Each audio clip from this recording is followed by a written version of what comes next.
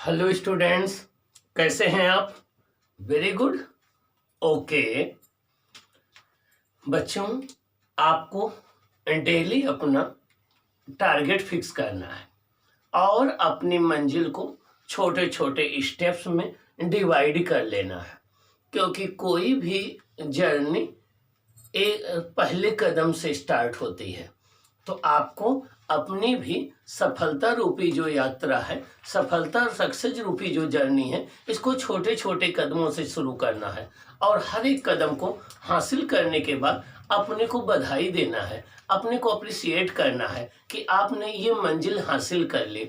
उससे आपका मोटिवेशन भी बना रहेगा, मनोबल भी बना रहेगा और तमाम परेशानियों के आने के बावजूद भी आप आगे बढ़ते रहेंगे, क्योंकि आपको आगे चल करके इसी क्लास के बाद अपना प्लेटफॉर्म सेलेक्ट करना है।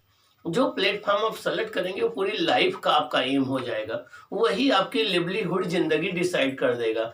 इसलिए आपको अब अच्छे से करना है, रेगुलर करना है, पंक्चुअल करना है और आने वाले समय में अपना नाम एक गोल्डन लेटर में लिखना है ना।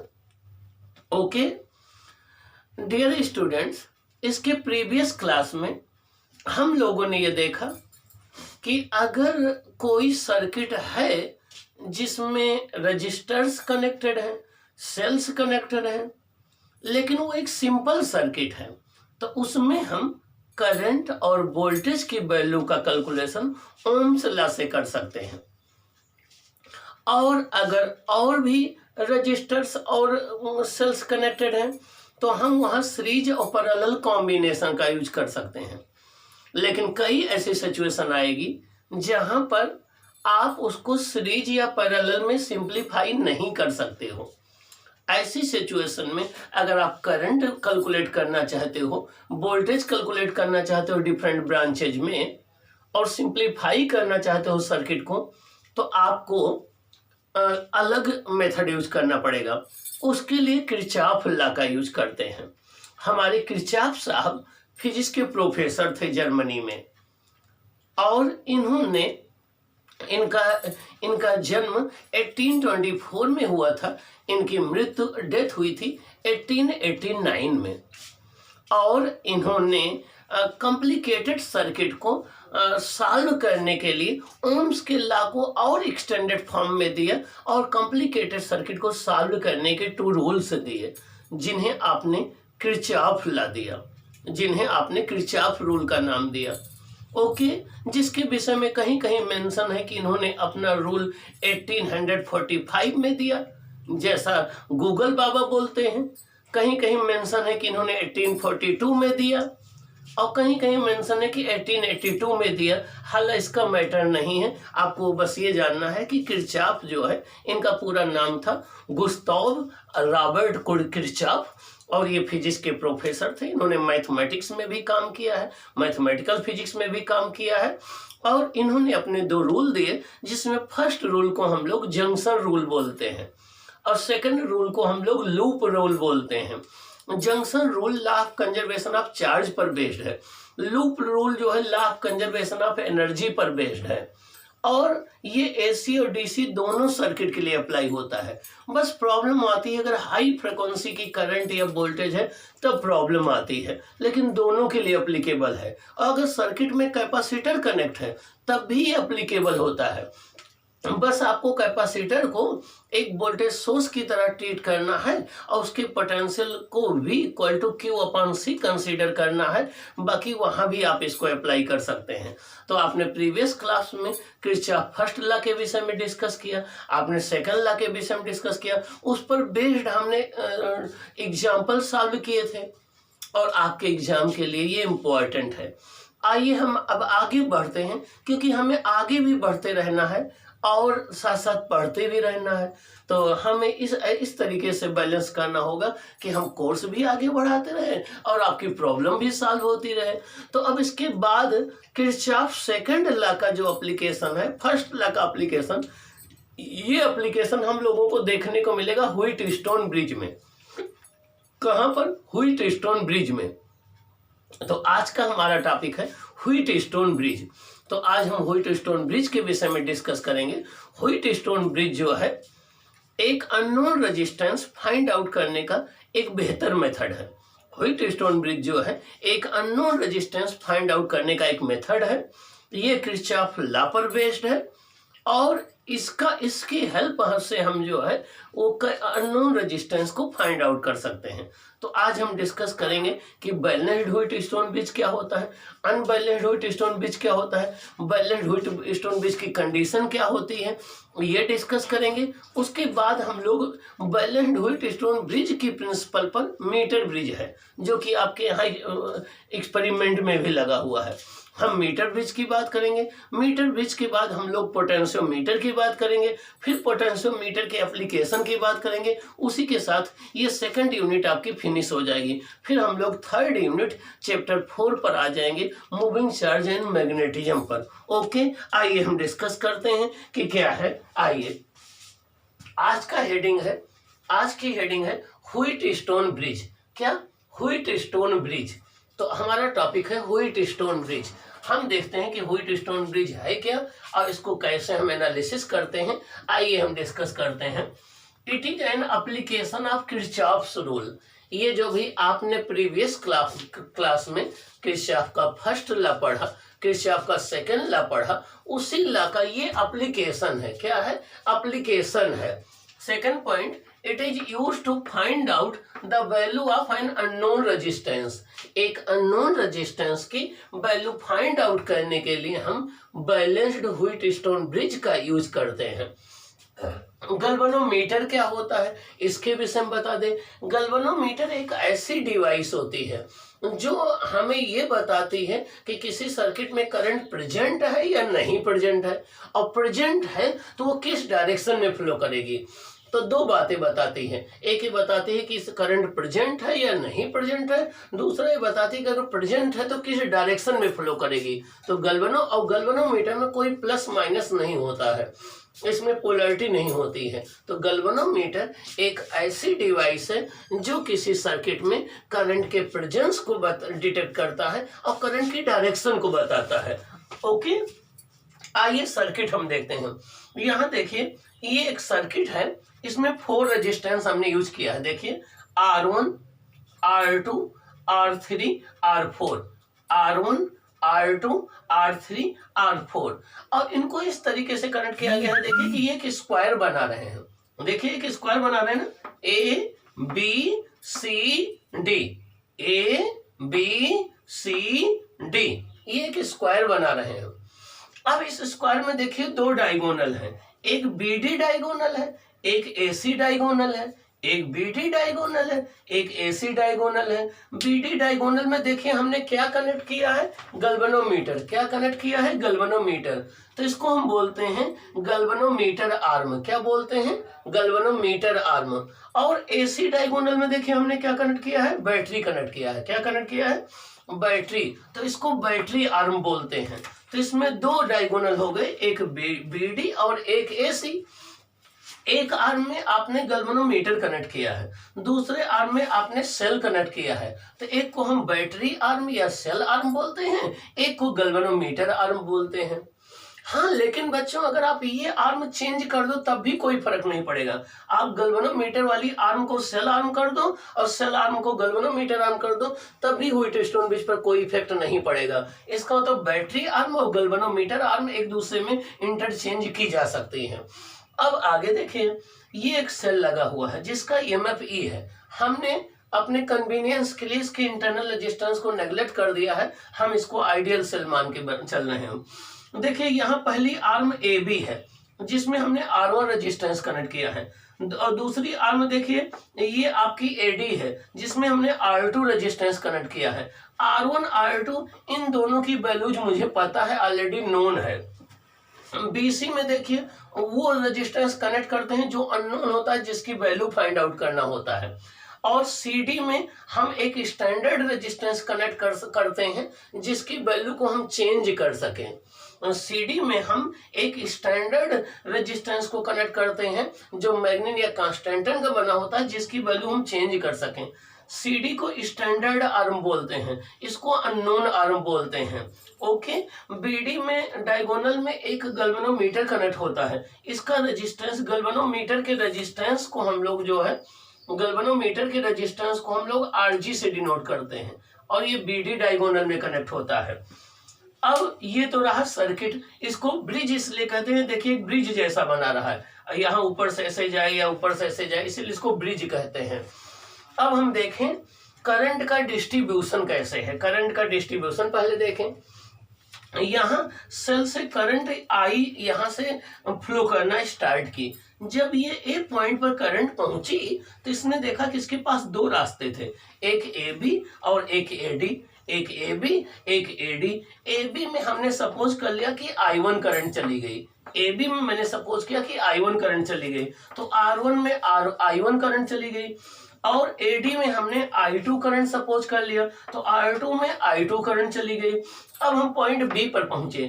पॉइंट बी पर अब हमारे पास दो ब्रांच हैं, एक BC ब्रांच है, एक BD है, दोनों में करंट भेजनी है। हमने मान लिया कि BC में I4 करंट जा रही है, ये रेजिस्टेंस R4 है, और गैल्वेनोमीटर में जो करंट जा रही है वो IG जा रही है। गैल्वेनोमीटर में करंट IG जा रही है। I मीन्स करंट, G मतलब गैल्वेनोमीटर, तो ये गैल्वेनोमीटर में करंट जा रही है। अब गैल्वेनोमीटर में करंट देखिए B से D की तरफ जा रही है। आपको पता है करंट हाई पोटेंशियल से लो पोटेंशियल जाती है, इसका मतलब B का पोटेंशियल हाई होगा D से, इसलिए B से D के डायरेक्शन में करंट जा रही है। गैल्वेनोमीटर यहाँ डिफ्लेक्शन शो करके आपको ये बताएगा कि करंट इसमें जा रही है या नहीं जा रही है। BC आर्म में I4 करंट है, तो R4 में I4 करंट जा रही है। यहां से देखें ये IG, अब हमने ये R3 रेजिस्टेंस में यहां से IG करंट आ रही, यहां से I2 आ रही, IG और I2 मिल करके के ये I3 बन जाएगी। इसको हमने I3 नाम दिया है। ये किसमें? R3 रेजिस्टेंस में। किसमें? R3 रेजिस्टेंस में। इधर से I3 आएगी, इधर से I4 आएगी, I3 और I4 मिल करके फिर I करंट हो जाएगी, तो यहाँ सेल में I करंट वापस आ जाएगी। देखिए बैटरी के पॉजिटिव टर्मिनल से I करंट निकली थी, निगेटिव टर्मिनल में I वापस चली आई। तो अगर बैटरी से जितनी करंट निकली उतनी वापस आ रही है, इसका मतलब हमारा करंट का डिस्ट्रीब्यूशन सेम है। इसीलिए हम कहते हैं कि अगर दिन भर का भूला हुआ रात को वापस आ जाए तो उसे भूला नहीं कहते हैं, क्योंकि जितनी करंट गई थी पॉजिटिव से वापस निगेटिव में उतनी करंट आ गई। सेल का ईएमएफ कितना है? E है। अब हमें किरचॉफ लॉ अप्लाई करना है। क्या करना है? किरचॉफ लॉ अप्लाई करना है। किरचॉफ लॉ अप्लाई करके ये किरचॉफ लॉ अप्लाई करना है। अब चलो देखें यहाँ पर लूप कितने हैं। यहाँ पर लूप है हमारे पास, एक लूप है A B D A, एक लूप है B C D B, एक लूप होगा A B C E A, एक लूप होगा A D C E A। तो हमारे पास 1 2 3 4 लूप यहाँ पर बनेंगे। कितने लूप बनेंगे बच्चों? 4 लूप बनेंगे।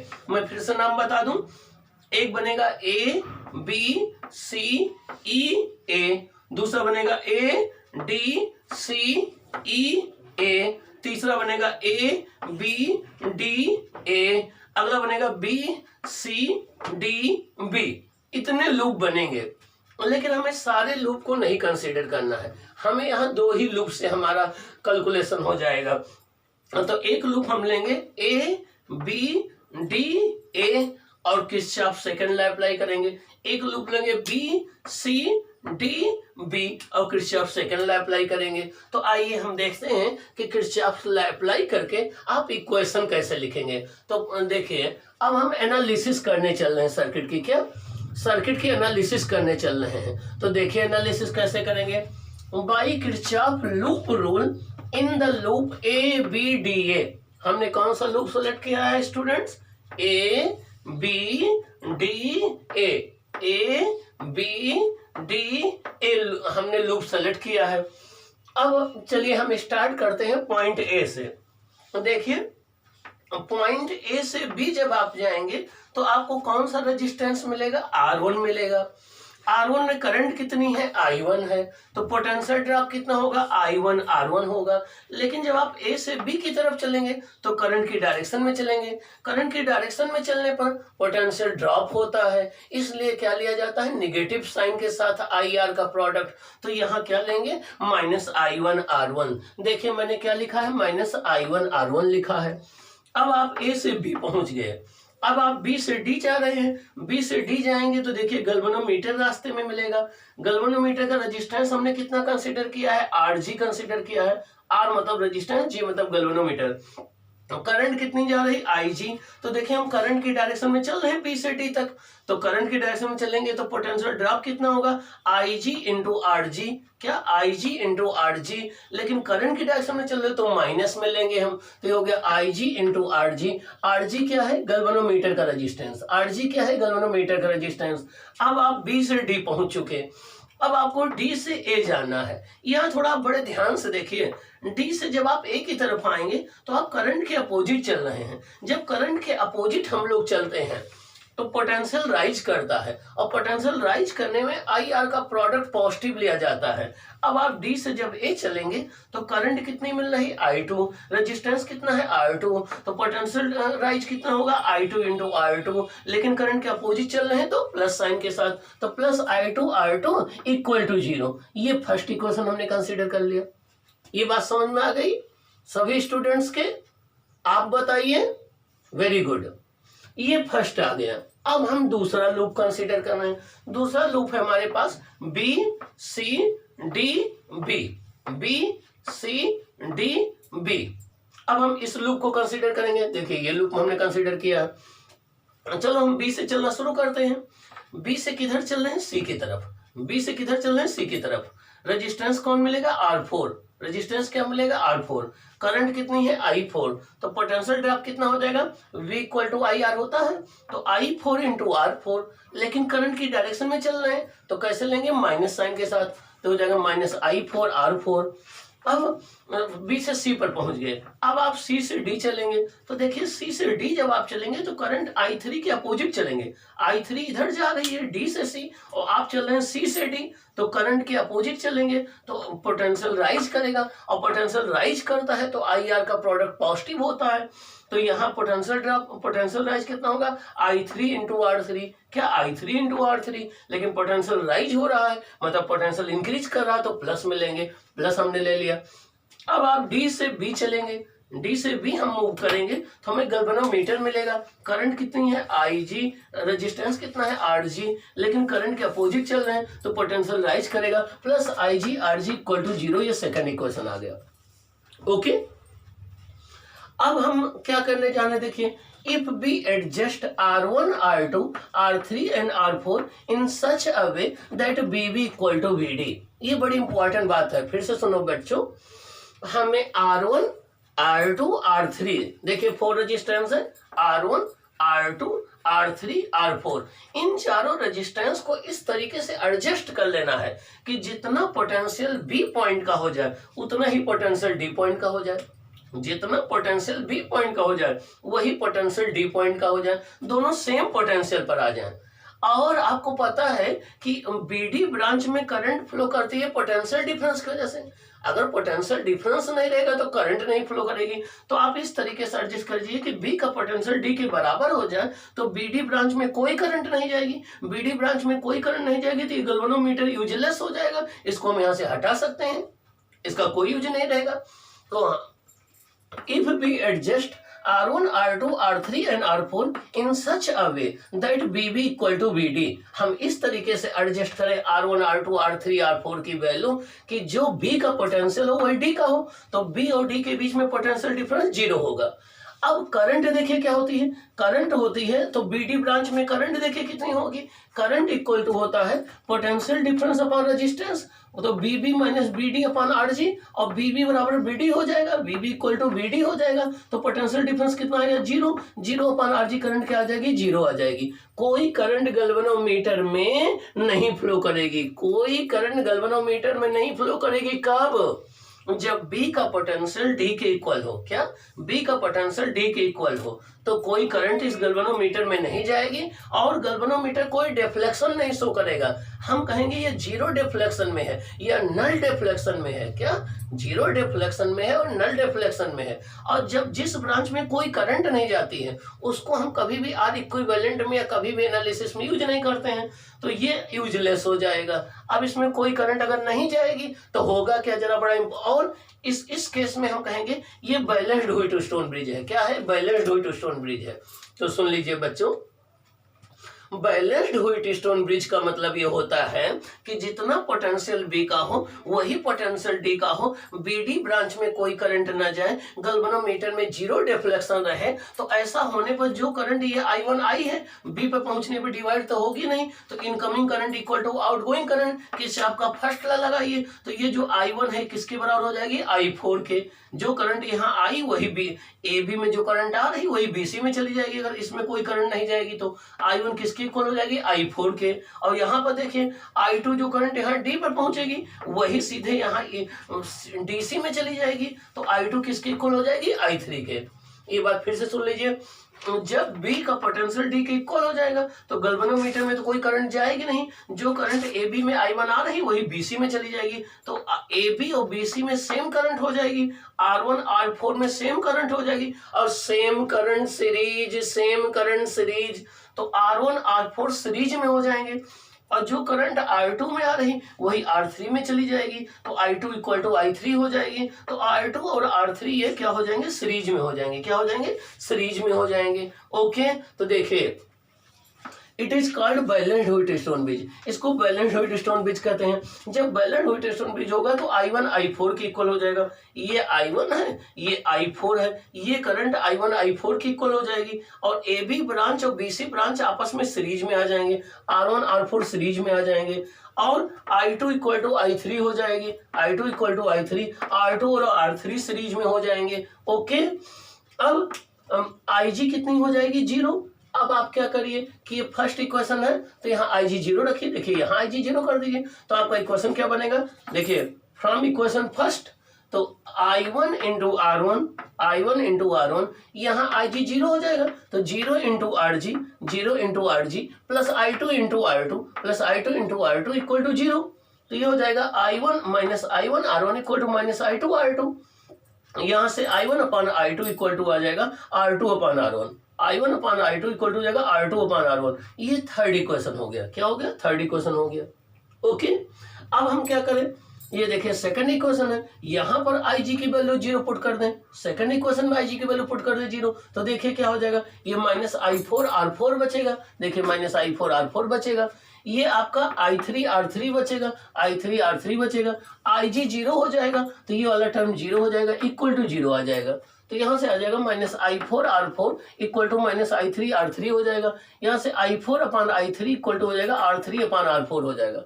यहाँ से I4 upon I3 equal to R3 upon R4 हो जाएगा। ये आपका फोर्थ इक्वेशन आ गया।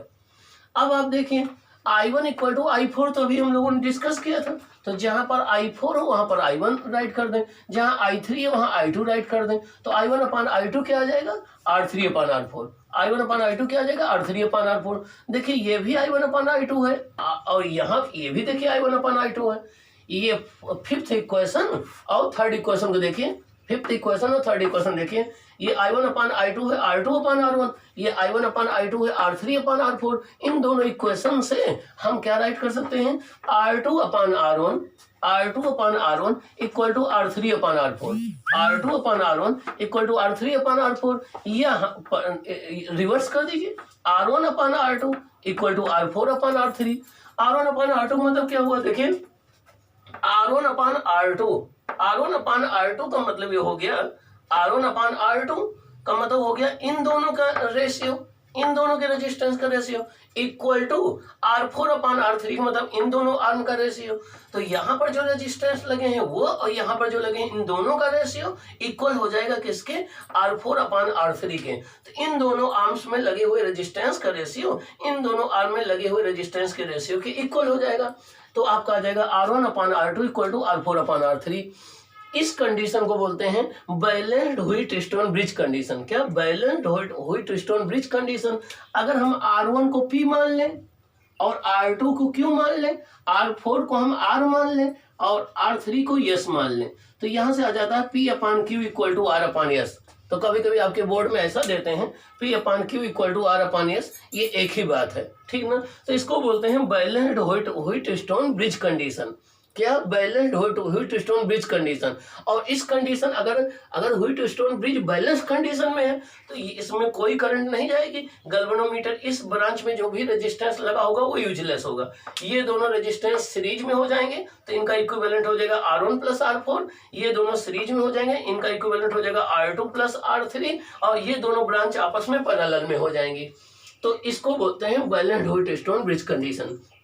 आपके एग्जाम में ये प्रूव करने के लिए आता है कि balanced Wheatstone bridge P/Q equal to R/S, ये R1/R2 इक्वल टू R4/R3 को प्रूव करिए। तो आपको ये प्रूव करना आना चाहिए, ये प्रूव करना आना चाहिए। अब हम बैलेंस्ड व्हीटस्टोन ब्रिज पर बेस्ड कुछ कंडीशन हाँ एक बात और यही बता दें, तो बैलेंस्ड व्हीटस्टोन ब्रिज पर हम बेस्ड कुछ इंपॉर्टेंट कंडीशन डिस्कस करेंगे जिससे आप न्यूमेरिकल सॉल्व कर लें। क्या कर लें, जिससे आप न्यूमेरिकल सॉल्व कर लें। ओके।